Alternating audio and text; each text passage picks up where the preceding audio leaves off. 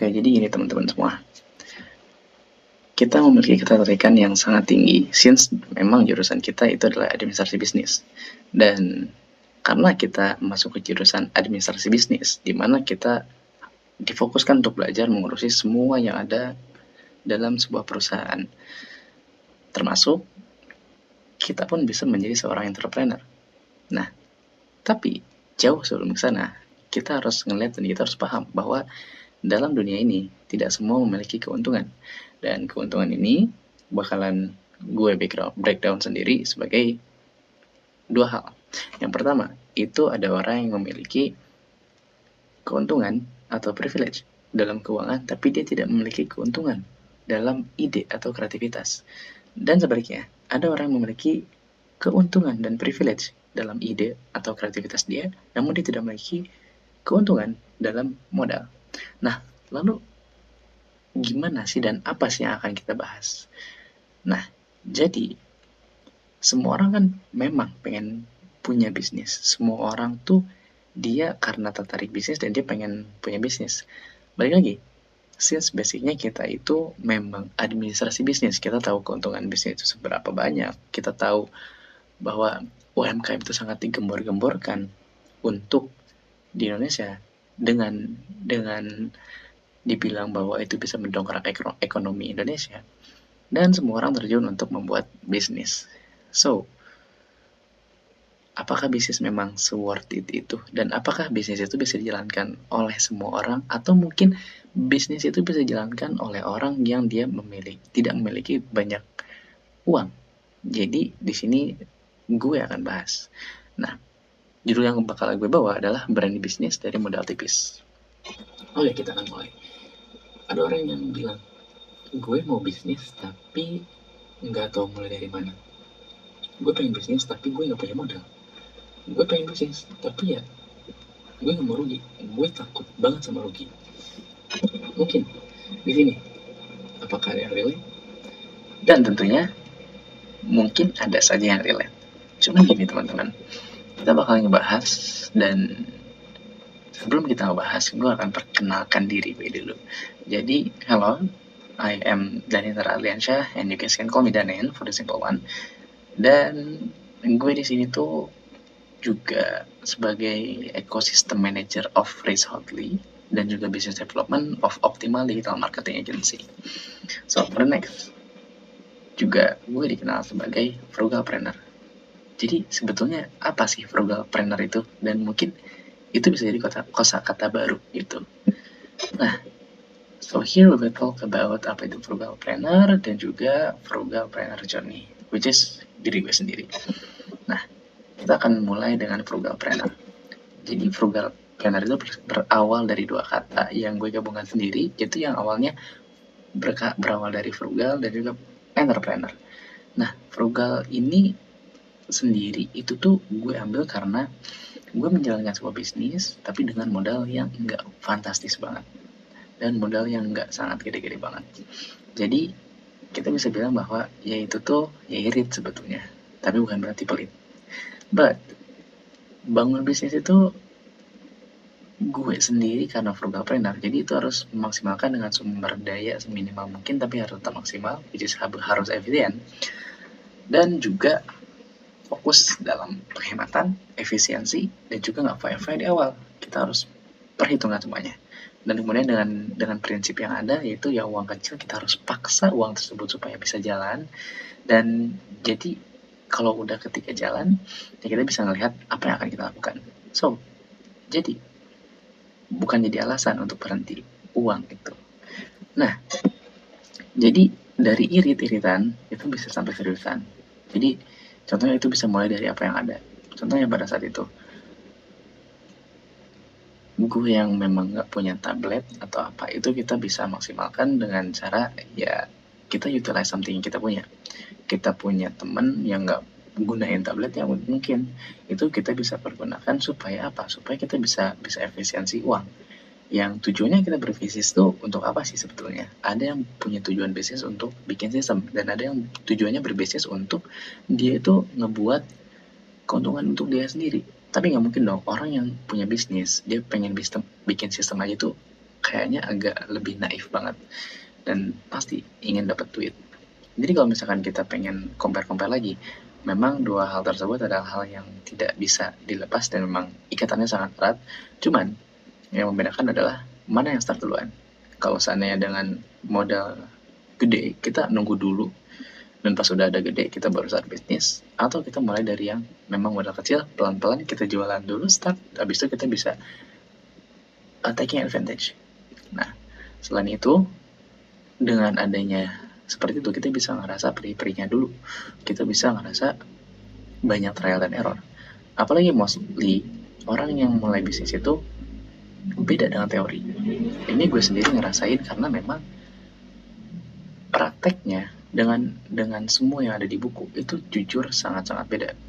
Gue bisa bilang beda karena nggak semua yang textbook itu bisa diaplikasikan ketika kita berada di lapangan, dan jujur memang banyak yang berbeda. Jadi memang dua hal tersebut yang harus kita pelajari, dan itu hanya bisa dipelajari dari pengalaman. Dan juga dari situ tuh kita bisa ngerasain jualan, ya kadang laku, ya kadang zong juga, tapi dari situ kita belajar tentang mindset bisnis. Jadi mindset ini adalah hal yang sangat fundamental, hal yang tidak bisa semua orang itu beli saat itu saja, tapi pengalaman yang berbicara. But ya balik lagi, we will only be able to move forward effectively and overcome challenges and take the right path if you understand your value. So what are you waiting for? Now, let's explore how I start this journey. So basically, kalau misalkan kita bisa lihat dari sini, dari gambar itu, pertama ada Chris Hotley, di mana teman-teman gue yang sangat-sangat suportif dalam bisnis, dan juga dia bisa sharing ke gue banyak hal, input tentang bisnis. And then untuk family sendiri, juga berasal dari yang keluarga sederhana, tidak memiliki ya mungkin yang harta berlebihan, hanya cukup pas-pasan yang sederhana. And then untuk Unilife, ya tidak dari kampus yang mahal seperti ya kampus lain-lainnya, tapi ya mungkin termasuk kampus yang swasta terbaik. Jadi memang kalau orang berbicara tentang privilege, kita nggak bisa ngelihat dari satu sisi saja, kita harus nge-explore. Tapi untuk memulainya itu dalam bisnis, kita bisa dilihat dari berapa ketika kita tuh mulai bisnis. Nah, cuman di sini yang bakalan cerita gue adalah, jadi berawal dari gue itu kenal teman-teman gue di sini. Nah, nggak semua orang itu berkesempatan untuk bisa ngobrol dengan sesama orang yang punya ketertarikan bisnis yang lebih. Even ketika kita di kampus juga, kita pasti ada teman yang memang dia fokus di bisnis, ngurusin bisnis, tapi dia nggak mau share, atau dia ya hanya ke kampus datang pulang. Nah, di sini di komunitas Freezotly ini, gue itu bisa dapetin apa yang sekiranya gue tuh pengen dapet jawaban. Jadi contohnya, mereka itu ada yang berasal dari orang kaya dan punya bisnis besar. Dan contohnya kalau misalkan kita bisa bilang di daerah Telkom University ini, ada namanya Pesan Aspa, which is itu yang punyanya adalah teman gue sendiri yang berasal dari Freezotly yang gue kenal. Nah, dari situ pun kita bisa melihat bahwa nggak semua orang yang kaya, nggak semua orang yang punya duit itu dia pelit ilmu. Justru dia itu sering banget share ke kita dan pengen teman-teman di situ pun banyak duit bahasanya. Tapi jauh dari banyak duit, mereka juga pengen, atau dia tentunya pengen juga yang ada di komunitas tersebut sama-sama kebantu dengan ilmunya dia, dengan apa yang udah dia perjuangin selama bertahun-tahun dalam bisnis, dan dia share juga ke kita. So, disitulah awal mula gue mencoba untuk buka bisnis namanya Iga Bakar dan Bakso Nusantara dengan modal yang bisa dibilang 50 juta.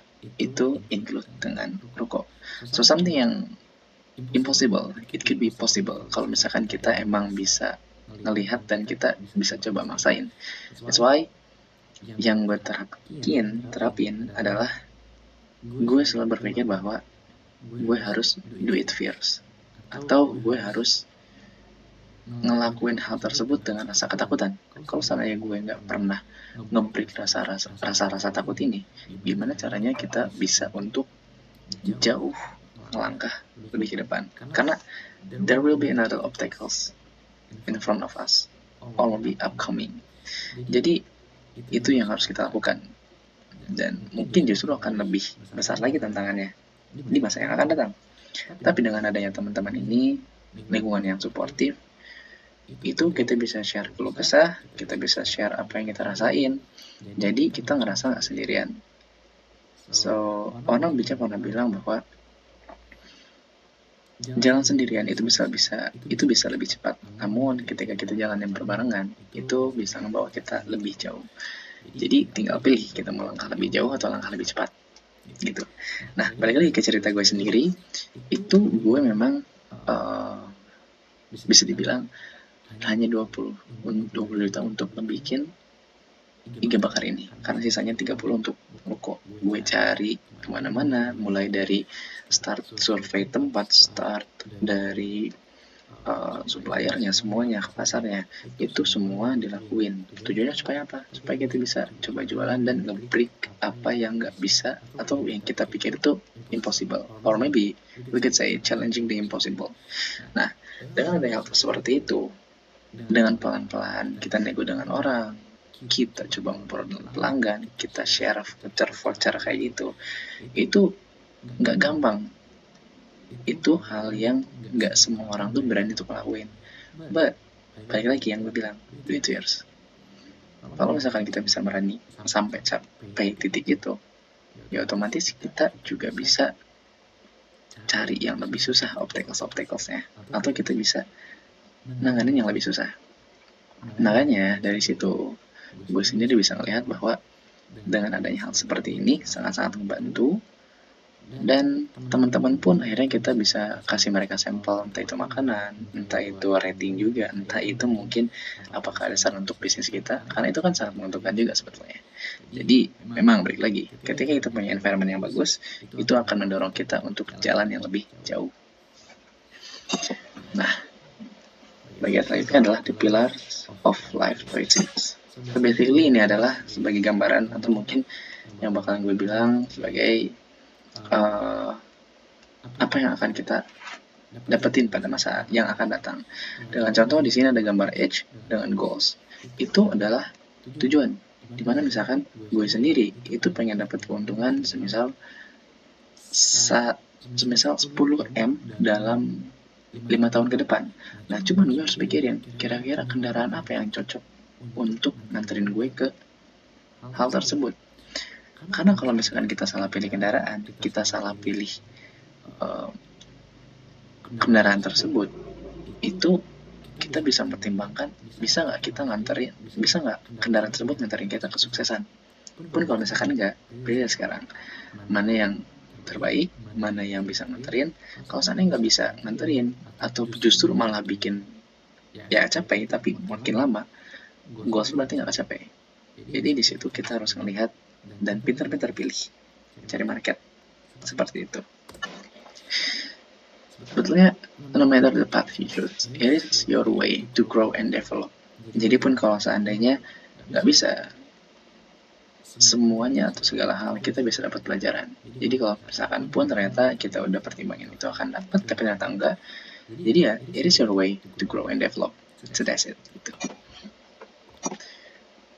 And ya dari sini gue tuh belajar bahwa being a leader is a gift and has a really big power to influence our team members to do so. Jadi di tim sendiri pun, di Maiga pun ya ada tim, ada teman-teman juga yang bantuin. Kita nge-influence tuh ya by facilitating. So the best were vice president being accountable with their department goals and then involve every vice president in the decision making process related to the LC. Dan yang terakhir itu ada sukses. Sukses itu komponen dari banyak hal. Itu ada desire, goals, dan juga ada the person who eager to learn something new. Jadi semua komponen ini tuh harus balance, semuanya harus ada sehingga kita bisa capai and then make sukses. And then for lastly, everything has become an adventure and it works like a wrestling theory. Jadi begitu teman-teman yang mau gue sampaikan. Mungkin cukup panjang. Dan itu aja sebetulnya. Semoga yang gue jelasin bisa ngebantu atau bisa ngebuka cara pikir teman-teman semuanya mengenai pandangan bisnis ini. Dan hopefully apa yang gue sampaikan juga bisa nyampe baik di teman-teman semua. Dan Mungkin Mungkin seperti seperti itu itu aja aja kalau kalau dari dari gue. gue sendiri. Thank you.